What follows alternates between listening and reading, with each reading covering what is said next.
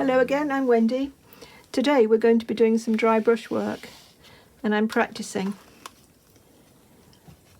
This is called dry brush work. It's not that your brush is totally dry, obviously. It's just that it's not totally loaded with paint. It takes practice. It needs the right consistency of paint, it needs the right paper, and it needs the right brush. So you've got to think about all these things. Paper, firstly, you need, well, as always, you need a proper watercolour paper. This is Bockingford, £140, knot surface. The knot surface means it's a slightly rough surface. It's got some texture, it's got some bite to it. And it does work okay, pretty well for dry brush technique. If this paper was really smooth, it wouldn't work at all.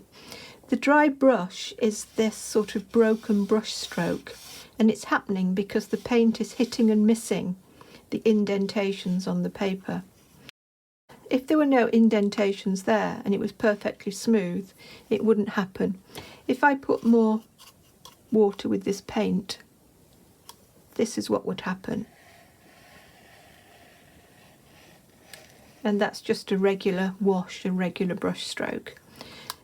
So what you're wanting to do is to get this broken stroke like this.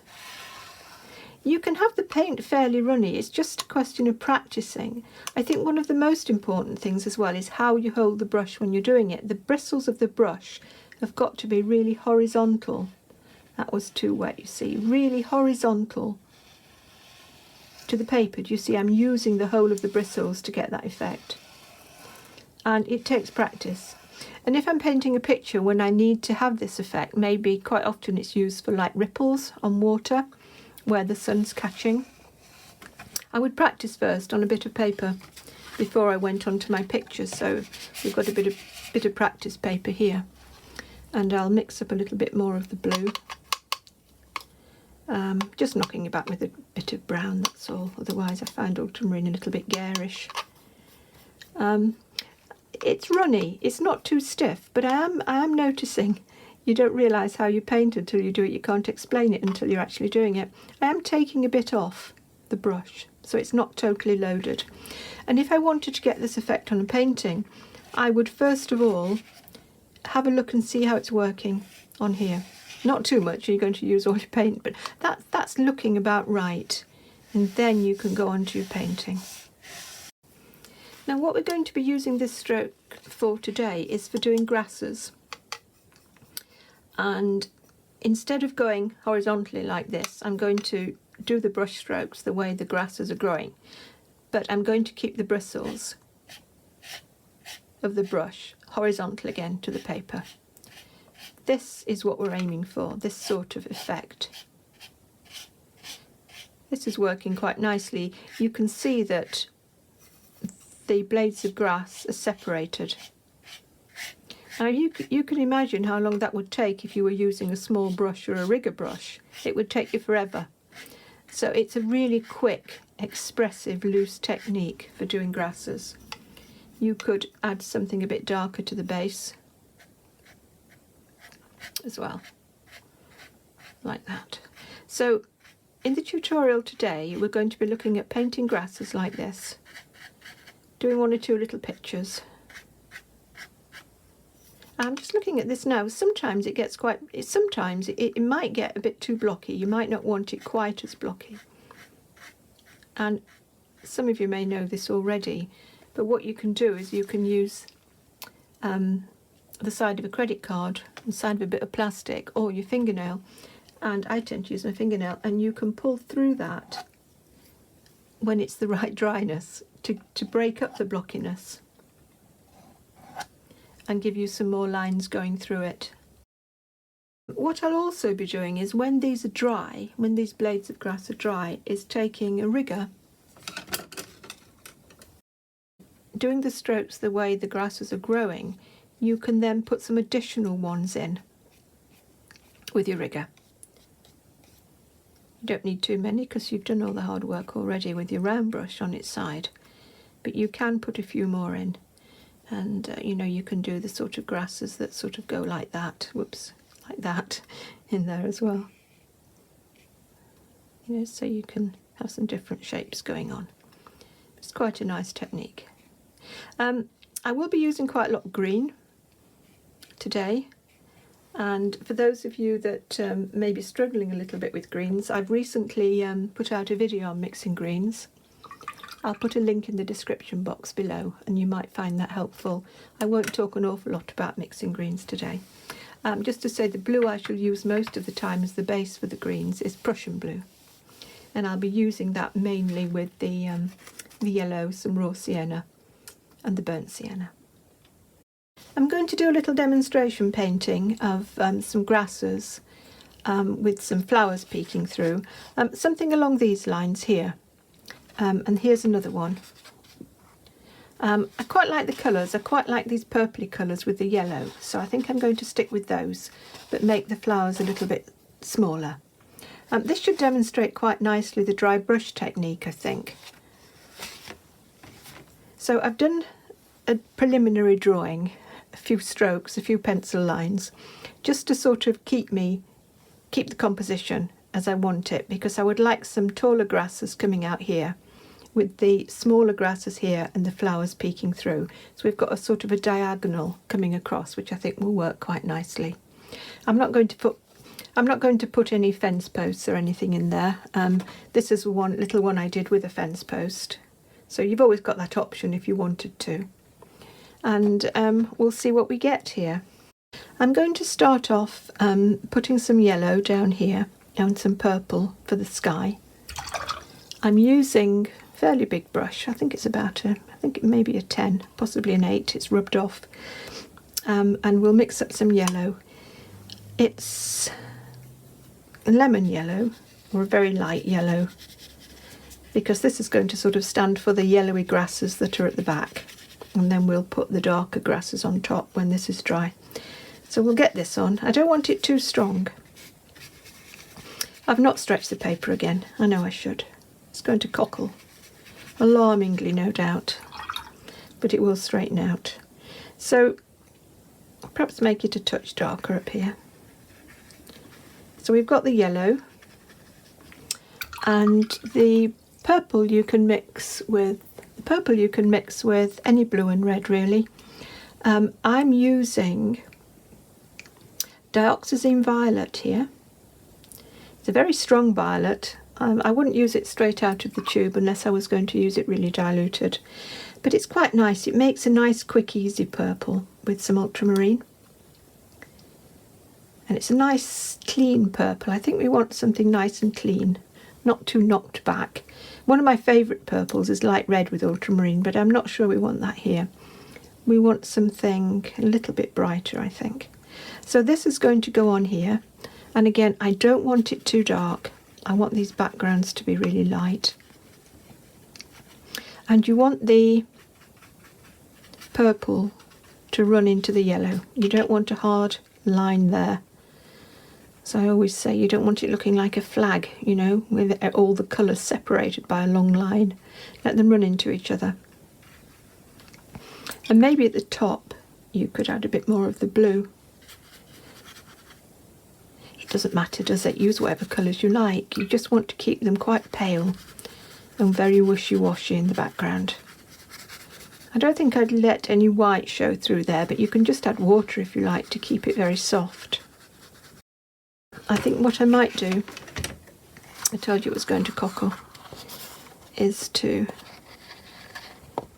just let it run a little bit like that. Lift the paper up and let the colours run a little bit. I'm very tempted to put a tiny bit more purple in there. Watercolours do dry back, and they can dry back up to about 40%.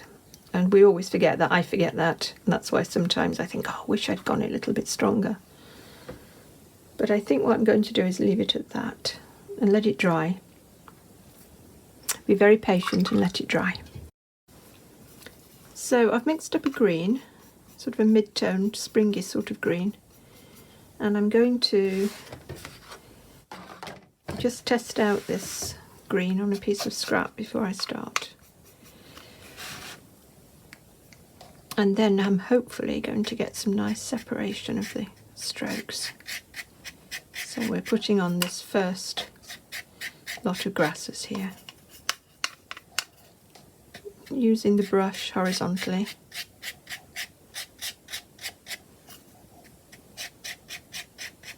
I'm trying to keep the composition.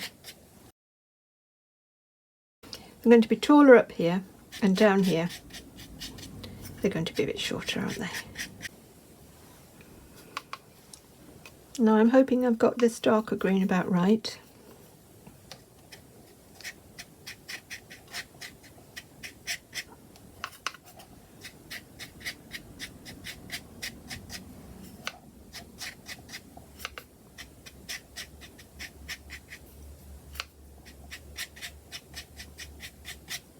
I don't want to get it too blocked in.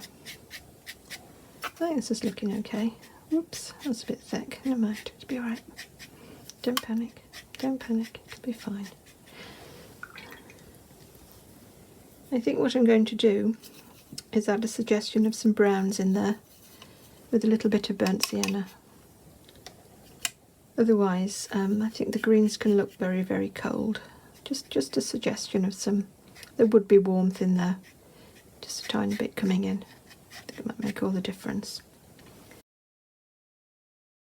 Now I've mixed up a very dark green and I'm using my rigger, and I'm going to put some extra blades of grass in here, and I'm going to hopefully get some quite spontaneous marks here without, you know, I don't want to be too deliberate with these marks.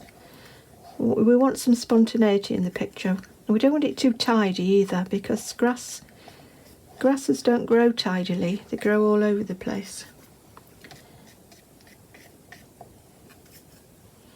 And what I'm going to do as well is I'm going to put a few little leaves and things up here, so we get some different sort of marks. I noticed on my grasses I tend to do these sort of marks on there. I think it's a bit of a signature thing, you know, it's like when you write your signature, you always do it a certain way. I think we all have certain strokes that we like to put into our pictures. So don't try and do mine, just, you know, do what comes naturally and what you observe and what you see in nature. And make your strokes your own. And you can't really do much about it actually, because whatever you think, even if you're just beginning watercolour, you will develop a style. And we've all got a style, and we shouldn't try to change it, I don't think. We should just try to improve on it. I think that's a mistake. If you're just starting out in watercolour, you always say, oh, I want to paint like so-and-so, I want to paint like so-and-so. Well, you won't. You'll paint like you paint, and there's not a lot you can do about it. So you want to develop your own style. It's all down to practice. I just have to mix up a little bit more paint there. Again, you don't want to overdo things, but perhaps something a touch darker in there. And I've got to splatter somewhere. Oh! Didn't really want it in the sky. Didn't really want it in the sky. What shall I do? What shall I do? I should get some kitchen roll and try and blob it out a bit. Never panic. I just didn't want bits in the sky, that was all, so I'll try and get rid of those. Bit of clean water, and then straight away. I don't like dabbing out generally. I wouldn't dab out things in a picture. If you want to remove things in a picture, I always think the best way is to use a damp clean brush. But that was good for moving things like that are not quite dry. Just put water on them and give them a dab. Okay, so we're at the drying stage again.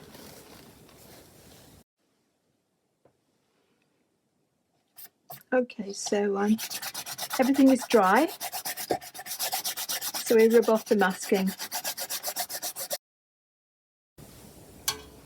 You certainly need something to give this a bit of a lift.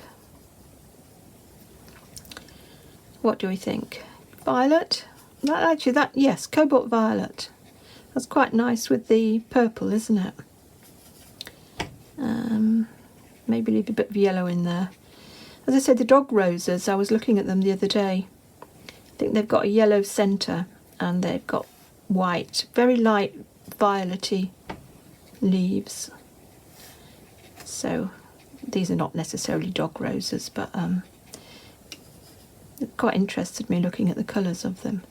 What we need on here is just a colour to contrast with all the greens and the purples we've got in there. I suppose you could go with red. I haven't tried just red. It might be a bit over the top, make it look a bit too chocolate boxy. So we don't really want that.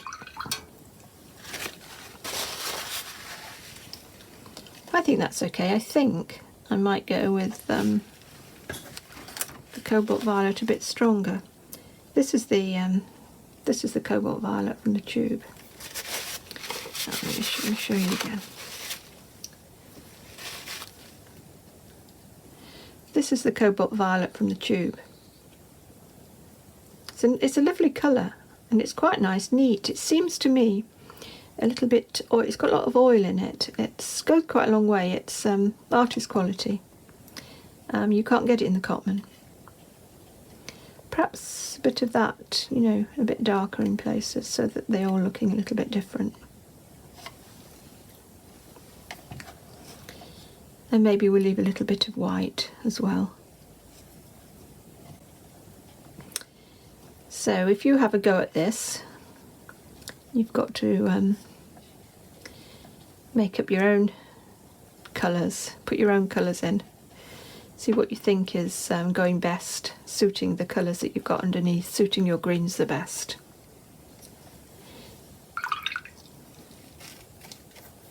There's a lot of red campion about at the moment, which is a lot redder than this. It'd be quite interesting to see, actually. I might make this the next project on my website, and if I did that, you could send in some of the pictures that you've done for a crit. If you go to my website, I'm doing some online tuition. It's free, or at least for the moment. It's free, and I put a new project up once every 3 or 4 weeks. Projects related to one of the YouTube videos that I've made. So I could make this into a project, and you could have a bash at it and send me in your lovely paintings to have a look at, and I would put them up on the website. That would be nice to do. So I was just looking at it with this old mount around it. As I've said before, it's always a good idea to do this when you're about maybe 3/4 of the way. I know I'm nearly at the end of this, but maybe 3/4 of the way through your painting. It's okay, I just feel I need something up here. I've got sort of a dead space up there. Hope I'm still recording this, yes I am. I've got a sort of dead space up there, as if it's nothing, there's nothing this side of the picture, as if I've painted for this shape. So I'll just put a bit there, and I also fancy living dangerously, putting a bit more splatter up there, not right in the sky. Just seemed a bit of a dead space to me. It's all subjective, isn't it? It's okay. I think I like 1 or 2 of the others I did better. But when I'm talking and painting at the same time, it's not really that easy. One other thing I want to do is to just put a few grasses in front of some of these flowers, because they wouldn't all be on the surface, would they? They'd be behind some grasses. So I'll just wait a minute or 2 before I do that to make sure it's dry. Okay, so I'm just going to put 1 or 2 more. I don't want to, I think I'll do it quite carefully so I don't do too many. Just so they're coming over, just 1 or 2 over the flowers. Again, with a nice amount over it. I think that's quite nice. And it does demonstrate, doesn't it, which is the aim, of how useful the dry brush work can be. Here are 4 more paintings I did in the same way. So I hope that this video will inspire you to use the techniques that I've demonstrated and to produce your own pictures in your own style. Don't forget you can press the subscribe button, and you can also visit my website. There are a lot of details in the description box below.